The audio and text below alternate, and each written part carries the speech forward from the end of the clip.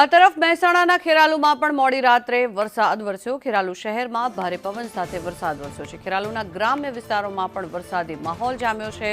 એક તરફ ત્રસ્ત કરનારી ગરમી અને બીજી તરફ વરસાદ થવાના કારણે થઈને જો કે વાતાવરણમાં ઠંડક પ્રસરી છે, પરંતુ વરસાદના કારણે થઈને ખેડૂતોના ઊભા પાકને પણ ભારે નુકસાન પહોંચ્યું છે। ખેરાલુ શહેર અને ગ્રામ્ય વિસ્તારો કે જ્યાં વરસાદ પડવાના કારણે અનેક રોડ રસ્તાઓ પર વરસાદી પાણી ફરી વળ્યા હોવાના દ્રશ્યો પણ સામે આવ્યા છે।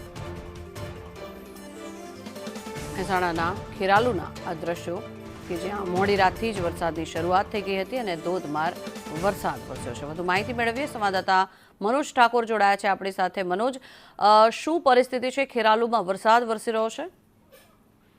જે મોડી રાત્રે અચાનક વાતાવરણમાં પલટો આવ્યો હતો અને ભારે ગાજવીજ સાથે વરસાદ ખાબક્યો હતો, જેમાં મોડી રાત્રેથી સવાર સુધીમાં 60 mm જેટલો વરસાદ કમોસમી વરસાદ વરસ્યો હતો, જેને લઈને શહેરના માર્ગો પર પાણી ફરી વળ્યા હતા અને સાથે સાથે ગ્રામ્ય વિસ્તારની અંદર ડભોડા હોય, અરઠી હોય, ચાડા હોય, મલેકપુર હોય, મદરોપુર હોય જેવા અનેક ગામોની અંદર પણ વરસાદ ખાબક્યો હતો, જેને લઈને ખેડૂતોને બાજરી જેવા પાકોને નુકસાન થવાની સંભાવના સેવાઈ રહી છે।